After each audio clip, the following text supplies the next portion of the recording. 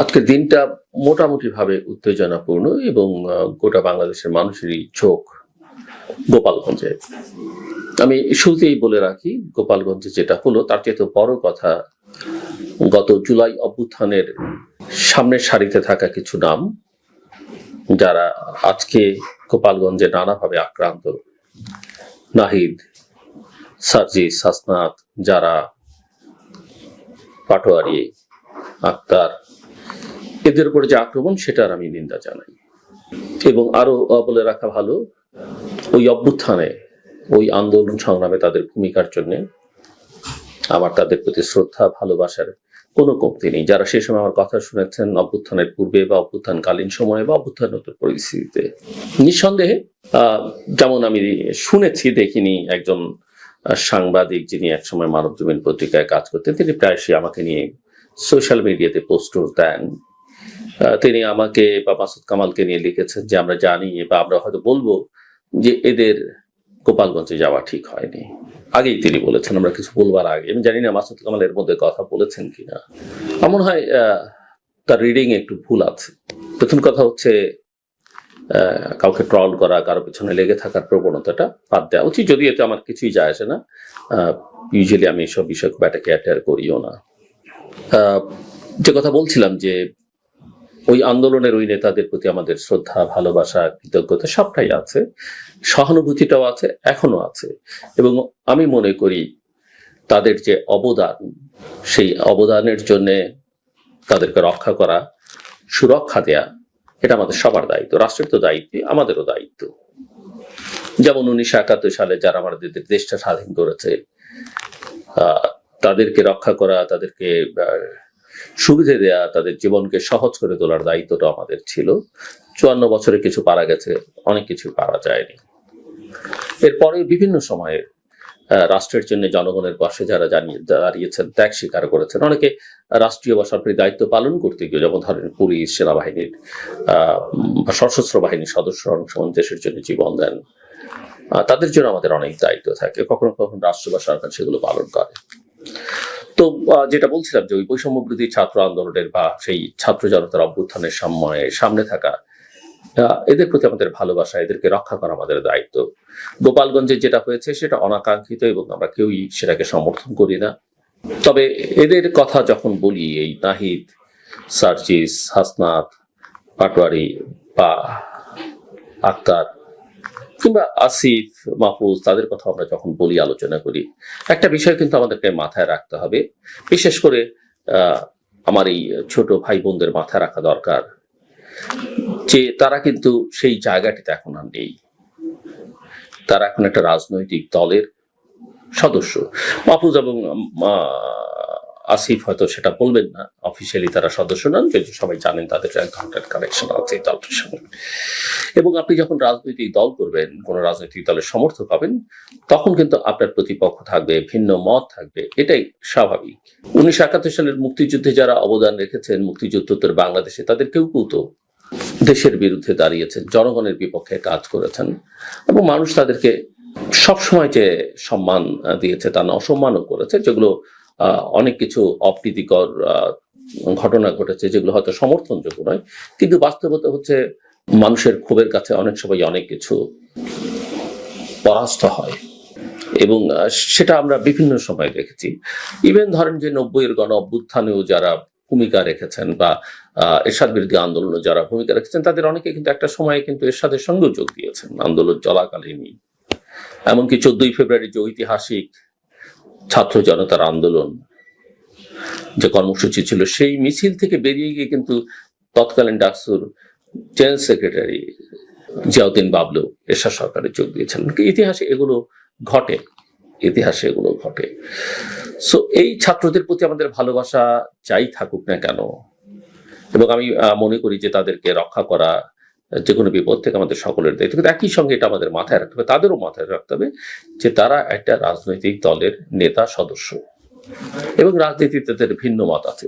এই ছাত্ররাই ধরুন 5 তারিখের পরে বা 8ই আগস্টের পরেও যদি আরো 1, 2, 3 বছর বৈষম্য বিরোধী ছাত্র আন্দোলন এই প্ল্যাটফর্মটাকে রক্ষা করতেন, সরকারকে গাইড করতেন, সরকারের অন্যায় অনিয়মগুলোকে বা অন্যান্য রাজনৈতিক শক্তিগুলোর যেসব অন্যায় অবিচার তারা দেখতেন সেগুলো নিয়ে সোচ্চার থাকতেন, মানুষ কিন্তু তাদের ওই সমপরিমাণ শ্রদ্ধাই হয়তো করতো বা ভালোবাসা দিত, তাদের কথা শুনতো। এমনকি আর তারা যদি সরকারে চোখ না দিতেন, হ্যাঁ যে কোনো মানুষের রাজনৈতিক দল করবার অধিকার আছে, তাদের অধিকার আছে, তারা দল হয়তো করতেন, কিন্তু তারা যদি একটু সময় নিয়ে দলটা করতেন তাহলে হয়তো অনেক মানুষই তাদের বলবার দরকার হয়তো দেশের সাধারণ মানুষই অনেকে বলতেন যে আপনারা রাজনৈতিক দল করেন। আমি মনে করি যে সেই অপরচুনিটি তারা নষ্ট করেছে। শুধু তাই নয়, তারা শুধু আওয়ামী লীগ শেখ হাসিনার বিরুদ্ধাচরণই করেনি, তারা এমন একটা পর্যায়ে এমন একটা ভূমিকায় অবতীর্ণ হয়েছে যেখানে মনে হয়েছে যারা তারা আরেকটা শক্তি, আরেকটা বড় রাজনৈতিক দল বিএনপির নেতা তারেক রহমান, বেগম জিয়া, তাদেরকেও মাইনাস করবার প্রক্রিয়ার মধ্যে ঢুকে পড়েছেন। এবং এদের প্রায় সবারই বডি ল্যাঙ্গুয়েজ, কথাবার্তায়, যেমন ফ্যাসিবাদকে আমরা শেখ হাসিনার সময় দেখেছি, স্বৈরতন্ত্রকে দেখেছি, তাদের যে ভাষা, তাদের যে বডি ল্যাঙ্গুয়েজ, তার একটা প্রতিচ্ছবি কিন্তু এদের অনেকের মধ্যে আমরা দেখেছি। এটা হবে, এটা করতে যাওয়া যাবে না, একে বাংলাদেশের মাটিতে ঠাঁই দেয়া যাবে না, একে রাজনীতি করতে দেয়া যাবে না, এগুলো গণতন্ত্রের ভাষা নয়, এগুলো রাজনীতির ভাষা নয়।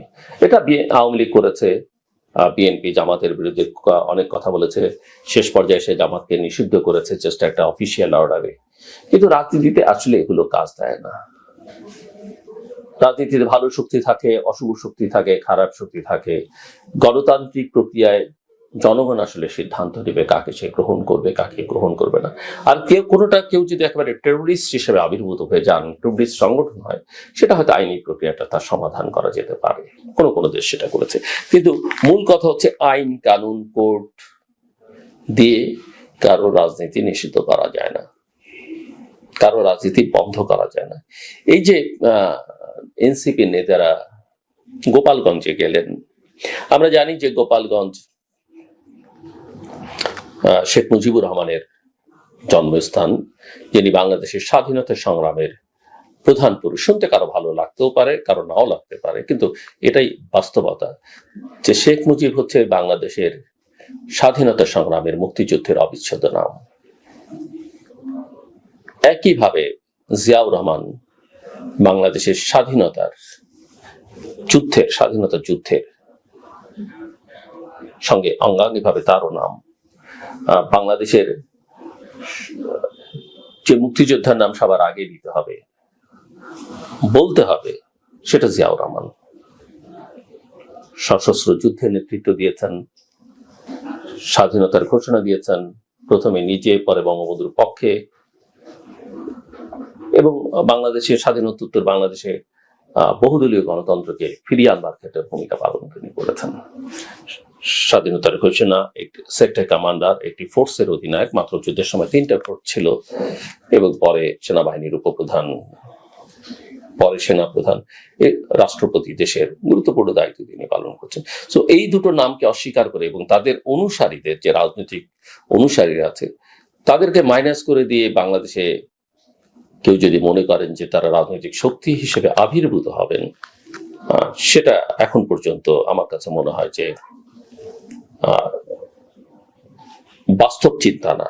হ্যাঁ, আপনি রাজনীতি করতে পারেন, কিন্তু সেটা দীর্ঘ সময়ের মধ্যে তাদেরকে রাজনৈতিক প্রক্রিয়া আপনাকে যদি ইলিমিনেট করতে, সেটা রাজনৈতিক প্রক্রিয়া জনগণের মন থেকে তাদের মুছে ফেলতে হবে, এবং কাজটা খুব কঠিন, এবং তার জন্য অনেক শক্ত রাজনৈতিক আদর্শ থাকতে হবে। শুধু রাজনৈতিক আদর্শ, অভ্যুত্থান করলাম, স্বৈরাচারের বিরুদ্ধে আমরা ভূমিকা রেখে, সেটা বললে হবে না। আপনি নিজে স্বৈরাচারী হয়ে উঠছেন কিনা সেটাও কিন্তু মানুষ দেখছে। আপনি দুর্নীতির বিরুদ্ধে বলেছেন, আপনি নিজে দুর্নীতির সঙ্গে যুক্ত কিনা সেটাও কিন্তু মানুষ দেখছে, এবং মানুষ কিন্তু দেখেছে গত 11 মাসে অনেকের বিরুদ্ধে। এটা বিএনপির বিরুদ্ধে আছে, এনসিপির বিরুদ্ধেও আছে। এই যে চাঁদাবাজি, দখল, বিশেষ করে এনসিপি কে তো অনেকে ক্ষমতাসীন দলই মনে করে, প্রমোশন, বদলি, বাণিজ্য, নিয়োগ বাণিজ্য, টেন্ডার প্রক্রিয়ার সঙ্গে এনসিপি এই দায় এড়াতে পারে না। এমনকি কোনো ক্ষেত্রে ততটা না হলেও জামাতের নাম এসছে। জামাতের পলিটিক্স একটু ডিফারেন্ট টাইপের পলিটিক্স, এবং তারা খেলাটা অন্যভাবে খেলে, অন্যদের মতো অন্যান্য রাজনৈতিক দলগুলোর মতো স্বাভাবিক খেলা তারা খেলছে না। সো আমি যেটা মনে করি যে এনসিপির সারা দেশে তাদের কর্মসূচি তারা নিয়েছেন, খুব ভালো কথা। এখানে দুটো বিষয় তাদের মাথায় রাখা উচিত ছিল যে তারা যখন রাজনৈতিক দল করেছেন, সারা দেশের ছাত্র সমাজ কিন্তু তাদের সঙ্গে আসলে আর এখন আর নেই। ছাত্রদের একটা বড় অংশ ক্লাসে চলে গেছে, তাদের সঙ্গে সেই পাবলিক ইউনিভার্সিটির অন্যান্য বিশ্ববিদ্যালয়ের সমন্বয়করা এখন নেই, প্রাইভেট ইউনিভার্সিটি নেই, কলেজ স্কুল মাদ্রাসা বাদই দিলাম। কোটি কোটি ছাত্রের তারা মাত্র হাতে গোনা কয়েকজন, এবং তাদের সঙ্গে থাকা অনেকে তাদের থেকে বেরিয়ে গেছে, এবং এমনকি উম্মে ফাতেমার মতো স্টলওয়ার্ডস তাদের দল থেকে বেরিয়ে গেছে, অনেকে তাদের সঙ্গে যুক্তি হননি। সো তারা যখন এই দলকে ওই দলকে নিষিদ্ধ করতে হবে, একে বন্ধ করতে হবে, একে বিতাড়িত করতে হবে, এই কথা বলে রাজনীতি করেন, তখন প্রতিকূল অবস্থাটার কথা তাদের মাথায় রাখতে হবে। তাদের মাথায় রাখা উচিত ছিল যে অভ্যুত্থানের পরিস্থিতি গোপালগঞ্জ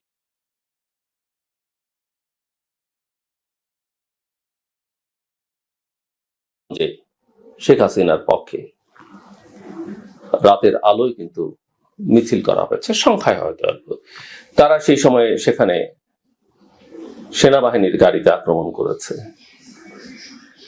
অধ্যত্বপূর্ণ কাজ, নিন্দনীয় কাজ, শাস্তিযোগ্য কাজ, কিন্তু সেটা তারা করেছে। তো কেউ যদি মনে করে থাকেন যে আমরা 32 নম্বর ভেঙেছি, বা কেউ যদি এই আওয়াজ তুলে থাকেন যে আমরা টুঙ্গিপাড়াও নিশ্চিহ্ন করে দেব, টুঙ্গিপাড়ায় কিন্তু বাংলাদেশের মানুষই থাকে, সেখানে কেবলমাত্র শেখ মুজিবুর রহমানের সমাধি, এটা ভাবলে হবে না। সেখানে বাংলাদেশের মানুষ থাকে। হ্যাঁ, তারা অনেকেই আওয়ামী লীগ করেন, অন্যান্য পার্টিও করেন, কিন্তু পার্টি করা, রাজনীতি করা কোনো অপরাধ নয়। সেটা যদি অপরাধ হয় তাহলে এনসিপি করা অপরাধ। কে অধিকার দিয়েছিল এনসিপি করবার জন্য আপনাদেরকে? আপনারা কি বলেছিলেন জুলাই আগস্টের সময় যে আপনারা রাজনৈতিক দল করবেন, শেখ হাসিনাকে সরিয়ে আপনারা ক্ষমতায় যাবেন, কিন্তু গেছেন তো। সো আমি মনে করি যে গোপালগঞ্জে যাবার ব্যাপারে, তাদের এই কর্মসূচির ব্যাপারে ভেবে চিন্তে নেওয়া উচিত ছিল। দেশের বিভিন্ন অঞ্চল, যেমন ধরেন যে ধারণা করা হয়, সবসময় কথা ঠিক না যে গোপালগঞ্জ সহ দক্ষিণবঙ্গে, বিশেষ করে ফরিদপুর বেল্টে আওয়ামী লীগের একটা ভালো সমর্থক গোষ্ঠী আছে। ইট ডাজন্ট মিন যে আসলে সেটা একেবারেই প্রমাণিত সত্য, সবসময় আওয়ামী লীগ সেখানে যেতে তা না। ফ্রি ফেয়ার ইলেকশন হলো, অন্যান্য দলও সেই সব জায়গায় কখনো কখনো জিতেছে। যেমন ধারণা করা হয় বগুড়া, নোয়াখালীতে, এখানে একদম বিএনপির জয় জয়কার অবস্থা, বিএনপিকে সেখান থেকে নাড়ানো সম্ভব। তো এগুলো আসলে, রংপুরে আপনি জাতীয় পার্টি, কোথাও কোথাও কক্সবাজার বা সাতক্ষীরাতে জামাতের কিছু ফুটপ্রিন্ট আছে, বেশ শক্ত। এগুলো কিন্তু মাথায় রেখে আপনি কর্মসূচি নিতে পারবেন, এবং কর্মসূচি দিয়ে আপনারা গেলেন এবং একটা প্রতিকূল পরিস্থিতির, অনাকাঙ্ক্ষিত পরিস্থিতির শিকার হলেন, যেটা নিন্দাযোগ্য এবং শাস্তিযোগ্য যারা এটা করেছে। সেখানে পুলিশ গেল, সেনাবাহিনী গেল, এবং তাদের গিয়ে পুরো পরিস্থিতি নিয়ন্ত্রণে আনতে হয়েছে। 144 ধারা জারি করা হয়েছে। কিন্তু এটা মাথায় রাখতে হবে যে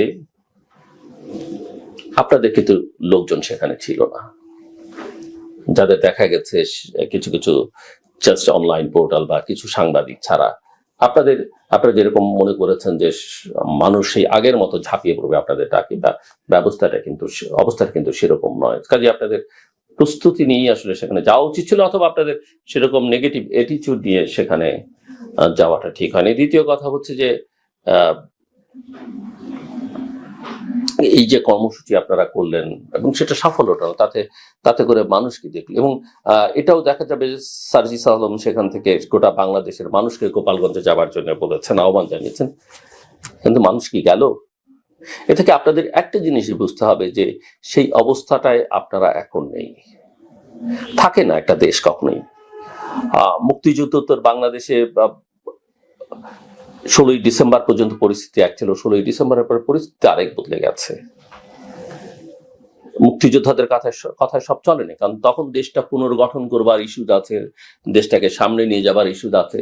তো একটা রাষ্ট্র ব্যবস্থা কিভাবে চলে সেটা কিন্তু আপনাদের মাথায় রাখা দরকার। অভ্যুত্থান করেছেন সেটা ভালো, কিন্তু অভ্যুত্থানের বুঝতে দেশটা চলতে হবে তো। কিন্তু দুর্ভাগ্য হচ্ছে যে আপনাদের কথায়, আপনাদের সঙ্গে থেকে, এবং বর্তমান সরকার এবং সরকার প্রধান নোবেল লরিয়েট, কিন্তু দেশটা কিন্তু চলছে না। সমস্যাটা কিন্তু এখানেই প্রধান। মানুষ হ্যাপি নয়, মানুষ এটা প্রকাশ করছে না, কারণ মানুষ কয়দিন পর পর রাস্তায় নামে না, তার সময় লাগে। ইতিমধ্যেই মানুষ জুলাই আগস্টে 2024 এক্সস্টেড, প্রচুর মানুষ রক্ত দিয়েছে, ত্যাগ স্বীকার করেছে, তার আগের 15 বছরের সাফারিংস আছে। বিএনপি নেতারাও দেখলাম আমরা আপনাদের নিন্দা জানিয়েছি, কিন্তু গত কয়েকদিনে বিএনপির বিরুদ্ধে আপনারা কি পরিমাণ মিছিল, কত বাজে ভাষায় আপনারা তারেক রহমানকে আক্রমণ করেছেন, কত বাজে ভাষায় আপনারা জামাত মিলে বিএনপির বিরুদ্ধে কথা বলেছেন।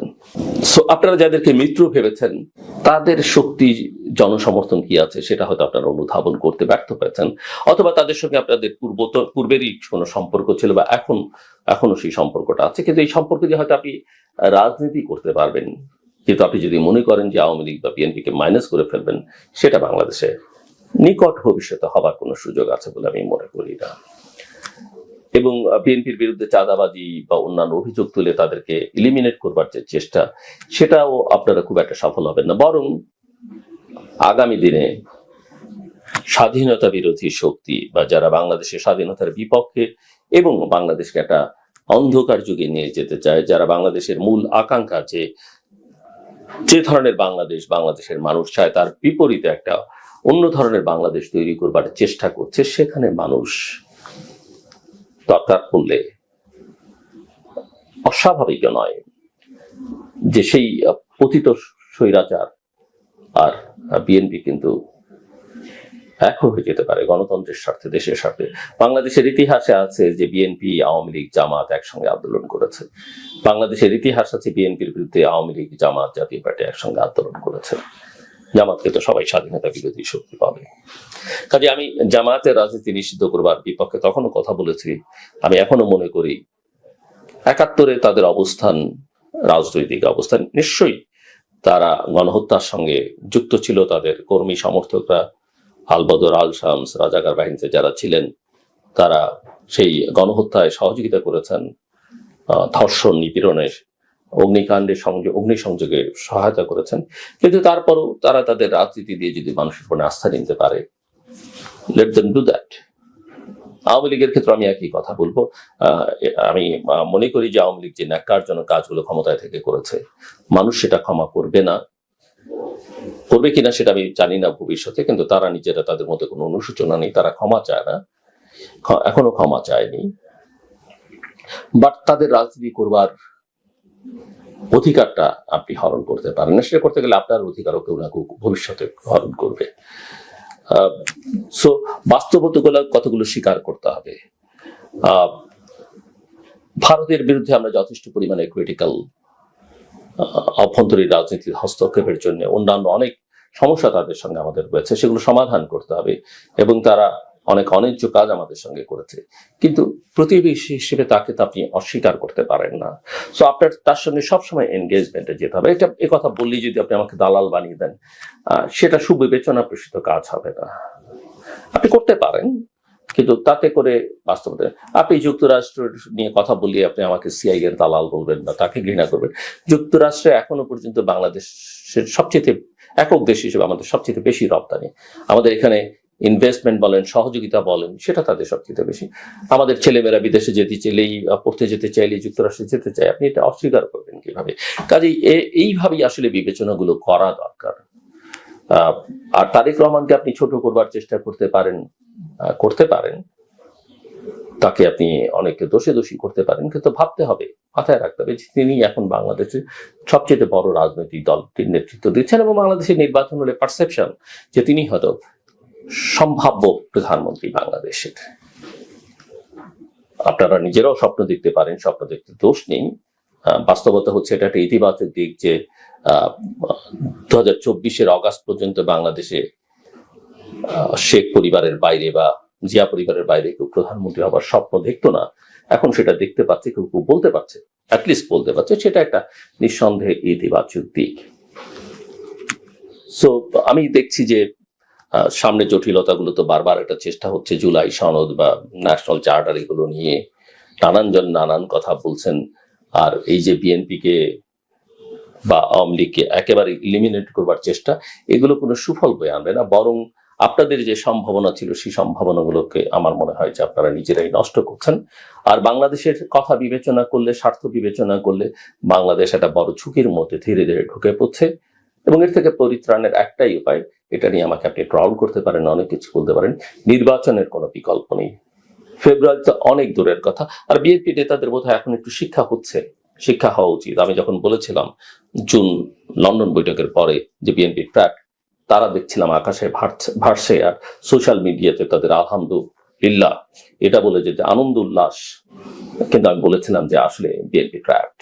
এবং বিএনপি নেতারা সেদিন সেটা উপলব্ধি করতে পারেননি যে তারা কিছুটা ভুল রাজনীতি করছেন, এবং আজকে মনে হয় তারা বুঝতে পারছেন যে তারা আসলেই ভুল পথে, এবং তারা যে পথে হেঁটেছেন সেই পথে ফেব্রুয়ারিতে নির্বাচন তো দূরের কথা, এপ্রিল, মে, জুন, জুলাই, আগস্ট 2026, 27, 28 হয় কিনা সন্দেহ। নির্বাচনটা করতে হলে বাংলাদেশে সার্বিক পরিস্থিতি বিবেচনা করে, দেশীয়, আঞ্চলিক ও আন্তর্জাতিক পরিস্থিতি বিবেচনা করে ডিসেম্বর 25 এর মধ্যে করতে হবে। নির্বাচনের প্রস্তুতি নিতে 3 মাসের বেশি লাগবার কথা না। যদি কোনো নির্বাচন কমিশন সেটা নিতে না পারে, আমি মনে করি তাদের সেটা অক্ষমতা বা অদক্ষতা, অযোগ্যতা। আমার বিশ্বাস এই নির্বাচন কমিশন সেটা করতে পারবে।